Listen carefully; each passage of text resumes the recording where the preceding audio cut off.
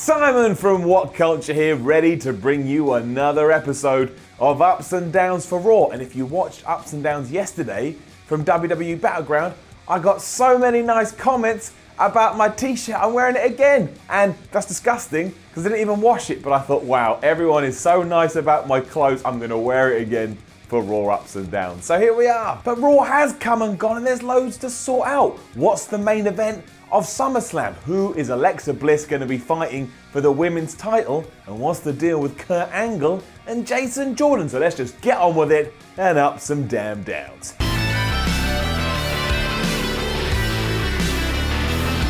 Raw starts how Raw always starts, with an authority figure coming out and just running down what could happen on the show, and then everyone he mentions comes out and they all have a big row. But you know what? It was good, it was entertaining, it's getting it up. Also, the end result of all of this was Kurt Angle announcing that we are getting the Fatal 4-Way at SummerSlam. So that's Brock Lesnar versus Samoa Joe versus Roman Reigns versus Braun Strowman, and that's exactly what I wanted, so I'm a happy man. That is going to be sweet. Then we had a big brawl between all of them, but not Brock Lesnar because Brock wasn't on Raw, obviously. And once again, Braun Strowman came out looking like a beast because that's all WWE does now, and they do it damn well. He took a security guard and just lobbed him out the ring, and that bump, jeez, my knees, made me cry. Standard opening, but it was fun. It was over the top. I'm now excited to see where we go over the next few weeks. So it was a great start to Raw, a great start to our weekly Monday show, and a great start to Ups and Downs. Look how happy I am today. It's disgusting. But all of that did lead to Finn Balor versus Elias Sampson, again, for some reason, and that's getting a down. It was a no DQ match, and we'll get to that in a minute, but why did we need to see this once more? I know I was for it a few weeks ago, but I thought that's when it was just a mini program, and Elias Sampson could learn from the much more experienced Finn Balor, but this was only here so Bray Wyatt could come out, interfere, have Finn lose, and it's the same old nonsense it always is. So basically, this was fine in the short term, but it's no longer the short term, it's the long term, and once again, somebody's having a feud with Bray Wyatt, which consists of him distracting them, popping up on the Titantron and just running around like he's a annoying mouse or a rat in your restaurant. You're like, you gotta get out of here, rat/mouse. I've got Ofsted, that's school thing. But you know, I got the health inspector coming round. You got to get out of here, and it's just frustrating and annoying. Anything with Wyatt always does feel lost in the shuffle because it's never given any time to develop. It's always just like, I don't like you, pal, so I'm coming for you. And the match was actually good. Sansom looked a lot better in Balor's Balor, but still, I didn't like it. What can I say? I didn't like it, so we've said it once, but we'll say it again. That's a down. Down. And we hit another down here because it certainly seems like WWE has absolutely no clue what to do with Big Cass and Enzo, despite him being really good a few weeks ago. So that's a down. For some reason, within the storyline, Kurt Angle said, sure, Enzo, you can have another match with Big Cass, even though every time you're in the ring together, he almost kills you. He had another match, and Big Cass almost killed Enzo again. And I sat there going, why? Slap head all that. There also was history repeating itself because it even started with Enzo cutting a long promo. It'd be like me just running last week's Raw Ups and Downs and you'd be like, oh, we're just having that again, are we? But you wouldn't accept it. So we shouldn't accept this. It did lead to the Big Show coming out, but Cass held his own and kind of whooped his ass too, and that was good. If we are building Big Cass up, let's keep his momentum going and let's keep him feeling strong. But all we have done in this scenario is utterly ruin Enzo, regardless whether you like him, or regardless whether you don't like him. The guy was over. If someone's over, maybe we should, try and help him get more over. Wrestling. Even Michael Cole said he thought that Big Cass should just move on from Enzo now. So that's our main commentator actively telling us, yeah, we shouldn't be doing this. Great. This is getting hard for me now, but what are you doing to me, Raw? But yes, it's another down. Earlier on in the night, Emma had gone to Kurt Angle and said, what do I have to do, Mr. Angle, so I can get ahead, even if it's me dating your fake son, Jason Jordan? So, Kurt Angle gave her a match with Nia Jax. Then we got to said match, and Nia Jax killed her, probably quite even literally. Emma didn't even get a lick of offense in, so my question is this. Why do we need this match? Why do we do this? It's great that we can keep making Jax look like a monster, but shouldn't we be thinking a little bit long term and think, Emma's quite good, and maybe down the line, we can insert her into something instead of here, nah, make her a jobber. Just didn't get this one. Seems very short-sighted to me. Need some glasses. I did kind of enjoy all the stuff with the 205 Live guys and Titus O'Neil though.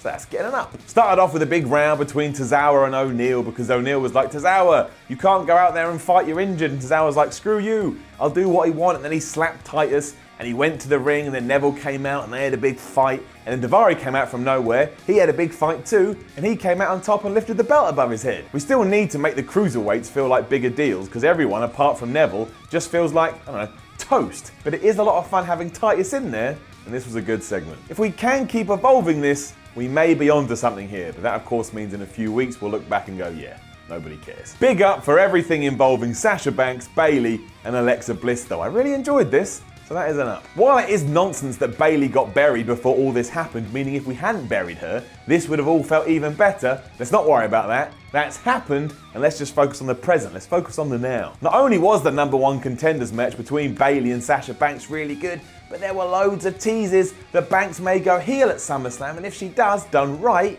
that'll be great. Bayley did win here, so it is going to be her versus Alexa Bliss at SummerSlam. But again, if Sasha screws her over, I'll sit there and pump my fist, because that could lead to some damn good stories and some damn good matches down the line. Plus, it gives us the opportunity to maybe rebuild that sympathy for Bayley and get her back to proper facedom. Is that a word?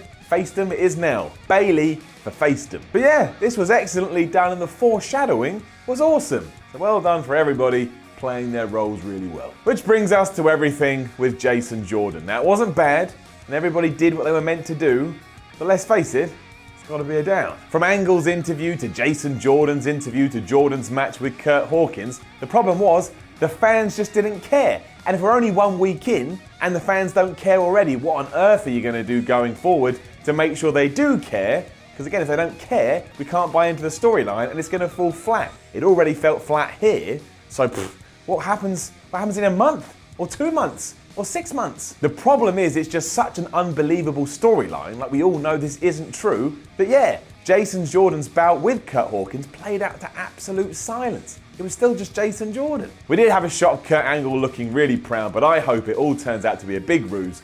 Jordan made it up because he wanted to get ahead, maybe Triple H helped him somehow, and then we can transition away from this into something good and then eventually just leave it be. Even though it was a massive mess, I still enjoyed all the tag team stuff on Raw.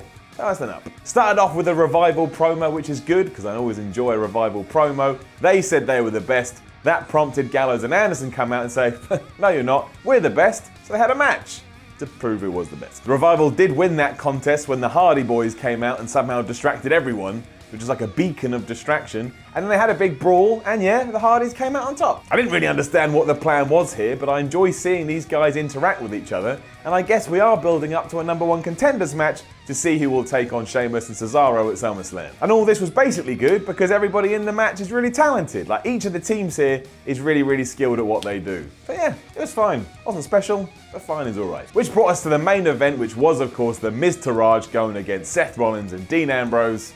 Have a guess.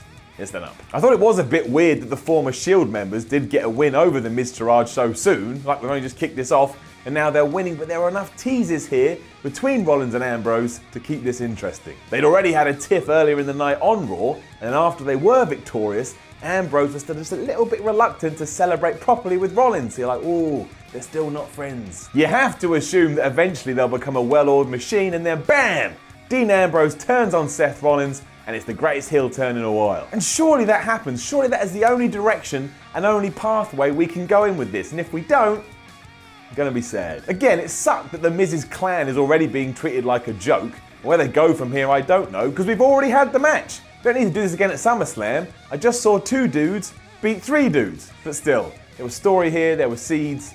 When there's story and seeds, you have a happy Simon. And that's Raw wrapped up in a great big bow. We did also find out that next week we're going to have Braun Strowman versus Roman Reigns versus Samoa Joe in a triple threat match. And that seems a bit strange for me, because that's basically giving away 3/4 of SummerSlam. We don't know what's going to happen. It may end up in a big schmoz. Let's wait and see. A decent episode then, but certainly not as good as some we've had over the last few weeks. But that's kind of because we tied up a lot of storylines and we didn't really introduce a lot new here. But it was fine. It was decent, and we're now on the road to SummerSlam. And that's a comfy road. Now don't forget to leave a comment below and let us know what you thought about last night's Raw. Like the video, share the video, subscribe to the channel. Then you go to WhatCulture.com when you read the ups and downs articles to get even more opinions. They're not mine, they're somebody else's. and then you follow WhatCulture on Twitter for WhatCulture WWE. I am Simon from WhatCulture. That was Ups and Downs, and remember, always be proud of who you are.